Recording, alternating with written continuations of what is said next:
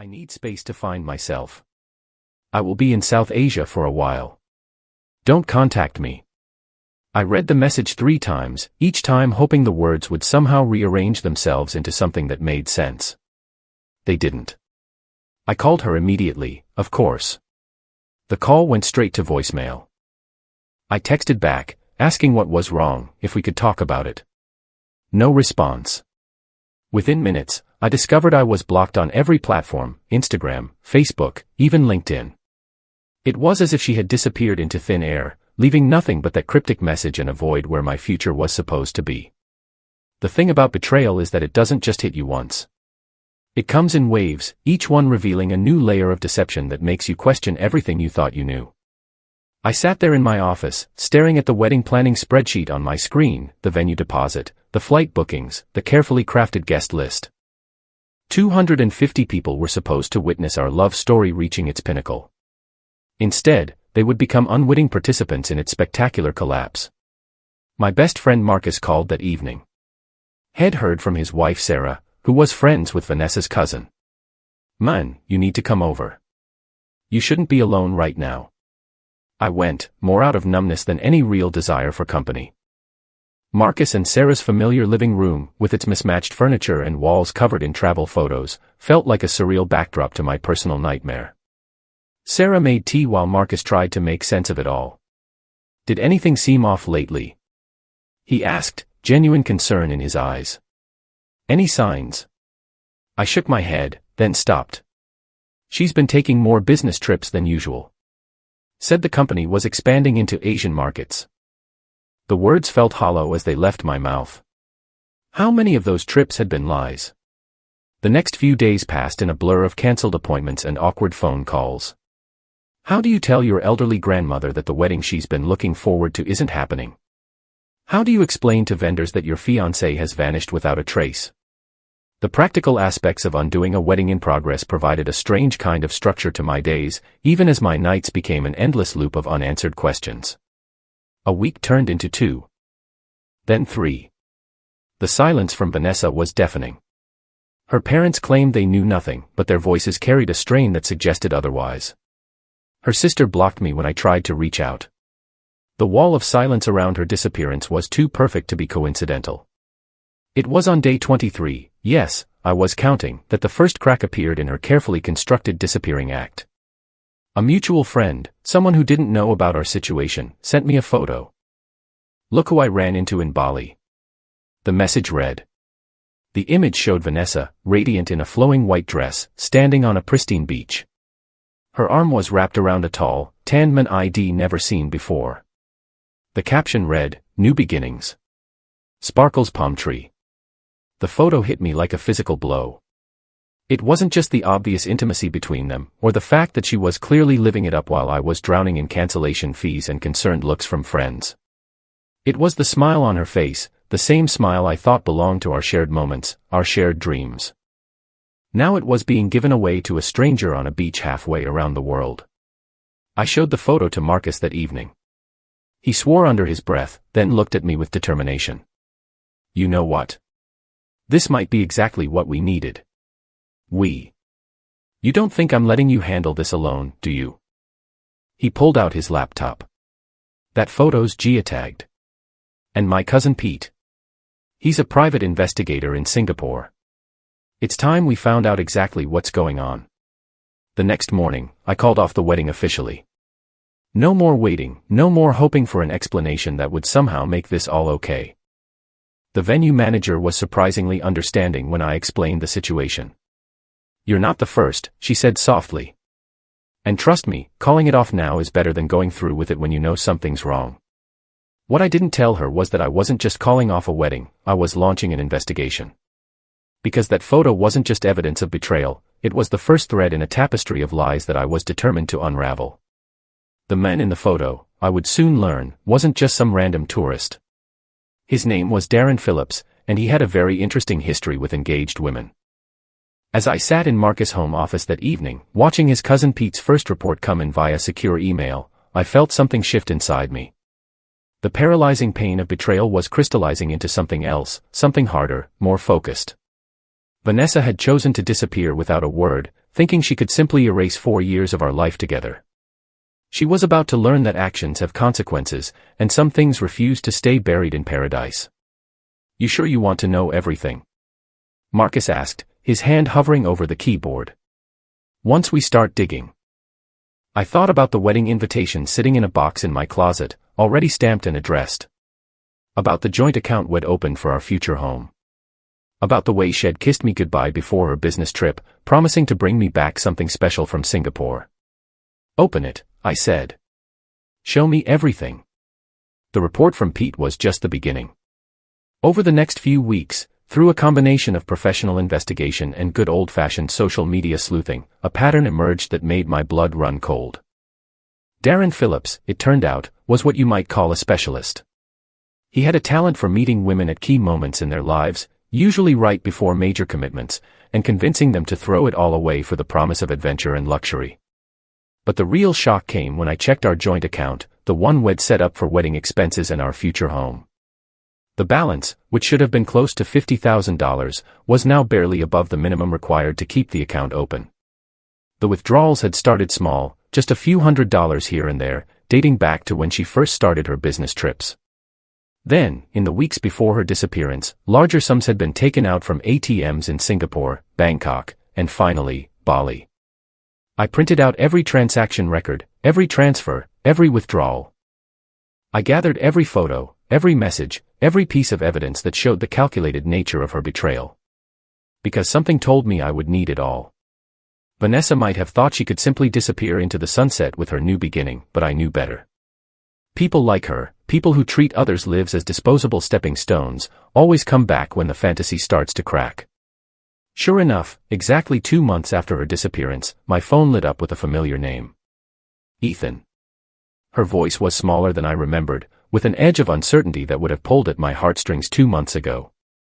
"Can we talk?" I looked at the stack of evidence on my desk, at the legal documents my lawyer had helped me prepare, at the detailed timeline of her deception that Pete had compiled. "Of course," I said, keeping my voice neutral. "Why don't you come over tomorrow afternoon? There's so much we need to discuss." She agreed quickly, too quickly, and I could hear the relief in her voice. She thought this would be easy. A few tears, some carefully crafted explanations, and everything would go back to normal. After all, that's how it had always worked for her in the past. But tomorrow wouldn't be about her story. It would be about mine. And I had proof for every chapter. As I hung up the phone, I sent a quick text to Marcus, "It's happening. Tomorrow at 2. Get everyone ready." Then I sat back and looked at the invitation still pinned to my bulletin board. "Join us in celebrating the union of Ethan James and Vanessa Mitchell." The elegant script seemed to mock me now, but I left it there. Sometimes you need a reminder of what you thought you had to understand the value of what you're about to gain, the truth. Tomorrow, Vanessa would learn that karma doesn't just happen on its own. Sometimes it needs a little help from the people you thought you could safely leave behind. I spent that night organizing my evidence, not for Vanessa's benefit, but for the others who would be present. Everything had to be clear, irrefutable, and devastating. Because this wasn't just about exposing a cheater, it was about revealing the calculated nature of her betrayal, the cold precision with which she had planned to drain our resources while building her escape route. As I laid out the documents, photos, and financial records in precise order, I thought about how different this all was from what I'd imagined 2 months ago. I should have been finalizing seating arrangements and wedding vows. Instead, I was preparing for a very different kind of ceremony, one where truth, not love, would be the guest of honor. The sun was rising over Seattle when I finally went to bed, casting long shadows through my apartment. Tomorrow would change everything, again. But this time, I would be the one controlling the narrative. And Vanessa. She was about to learn that some betrayals come with a price tag she couldn't afford to pay. At exactly 1:45 p.m., Marcus arrived with Sarah and Pete. By then, my living room had been transformed into what Sarah jokingly called the war room. Financial statements, photos, and text message screenshots were arranged chronologically on my dining table. My laptop was set up, connected to the TV screen, ready to display the most damning evidence. "You sure about having her parents here?" Marcus asked, adjusting his tie. Head dressed formally for the occasion, as if attending a business meeting rather than a confrontation. I nodded. They need to see who their daughter really is. At 1:55, Vanessa's parents arrived. Barbara and Richard Mitchell had always treated me like a son. Now they sat stiffly on my couch, confusion evident in their faces. I hadn't told them why they were here, only that it concerned Vanessa and was important. At precisely 2 p.m., the doorbell rang. My heart hammered against my ribs, but my hands were steady as I opened the door. Vanessa stood there, more tan than I remembered, wearing an expensive new dress I'd never seen before. Her smile faltered slightly when she saw we weren't alone. "What's going on?" she asked, her voice tight. "I thought we were going to talk privately." "We are," I said, gesturing her inside. "But first, I think there are some things everyone needs to see." She froze when she saw her parents. "Mom. Dad. What are you doing here?" Barbara started to rise, but I held up a hand. "Please, everyone stay seated. This won't take long." I clicked the remote. On the TV screen, a series of bank statements appeared, highlighting the systematic emptying of our joint account. "Let's start with the money," I said calmly. $50,000, Vanessa. Our wedding fund, our future home deposit. Would you like to explain where it went? "I can explain," she began, but I wasn't finished. "Actually, I can explain." Another click. Security camera footage from various ATMs appeared, showing Vanessa making withdrawals. Singapore, Bangkok, Bali. Quite the tour. Her face paled. "How did you?" "But that's just the beginning." I turned to her parents. "Did you know your daughter was planning this for months? That while she was picking out wedding flowers with Mom, she was also booking luxury resorts with another man." Barbara gasped. Richard's face hardened. "That's not true," Vanessa protested, but her voice was weak. I clicked again.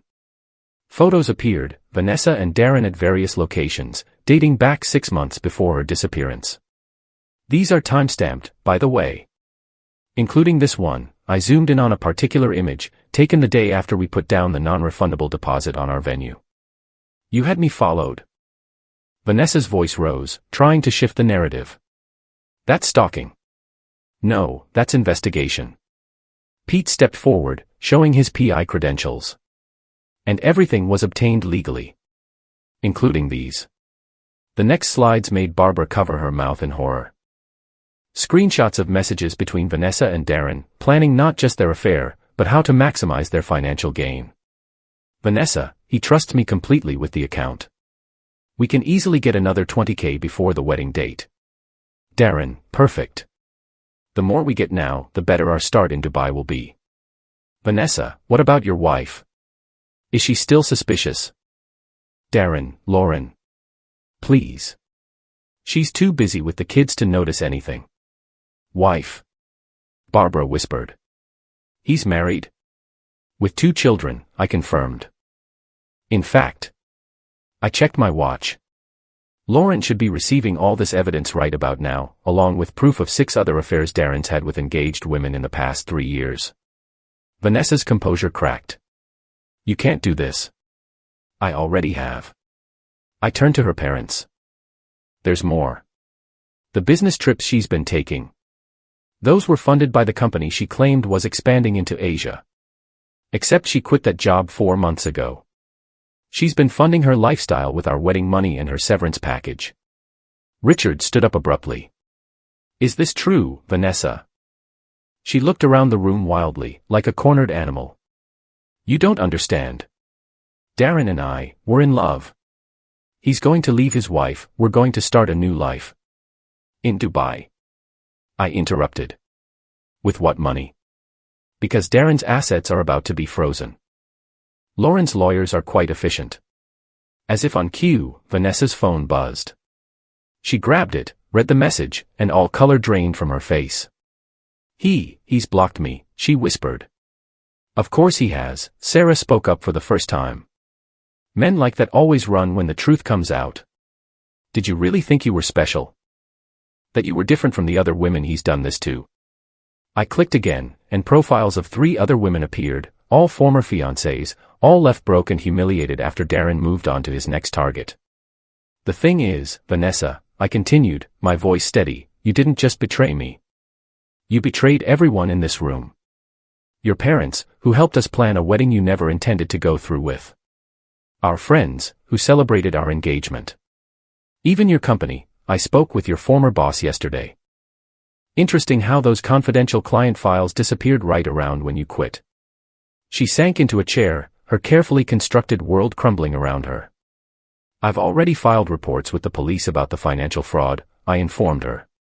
Your former company is pursuing legal action about the stolen files. And Lauren's lawyers will be in touch about your role in Darren's schemes. Barbara was crying softly. Richard couldn't even look at his daughter. Why? Her mother finally asked. Vanessa, we raised you better than this. Vanessa's response was a whisper. I wanted more. Ethan's so ordinary. Darren promised excitement, luxury, a whole new life. And now you have a new life, I said quietly. Just not the one you planned. I walked to the door and opened it. You should leave now. Your parents deserve better than watching you try to justify this. The lawyers will be in touch about recovering the stolen funds. As she stumbled past me, mascara streaking her cheeks, she paused. I'm sorry, she whispered. I'm not, I replied. Because now I know exactly who you are. After she left, the room was silent except for Barbara's quiet sobs. Richard finally stood up. Son, he